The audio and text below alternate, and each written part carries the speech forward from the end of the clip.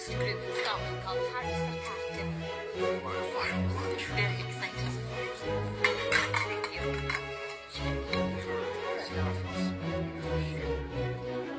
Doing the courses to cleanse the palate.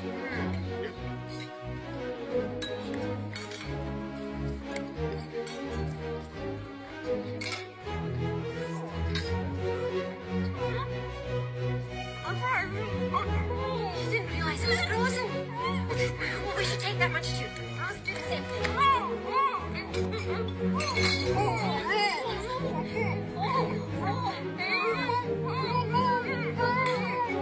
They are acting like monkeys.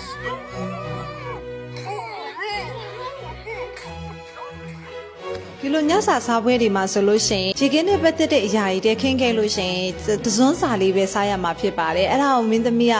ကပါရစားလိုက်တဲ့အခါမှာတော့သူ brain freeze ဖြစ်သွားပါတော့အရင်အဲ့တော့ကျမတို့ကဒီနေရာမှာသင်ယူရမှာကချို့တွေဆိုရေခဲတုံးတွေကိုအတန်မီအောင်တကြွကျွတ်နဲ့ဝါးစားတာမျိုးရှိရပေါ့နော်ကျမတို့ရေခဲတွေကိုလည်းကျမတို့တကြွကျွတ်နဲ့ဝါးစားခြင်းတွေလည်းမန်နာအရာမသိမ့်တော်တဲ့ကျင်ရမှာဖြစ်ပါတယ်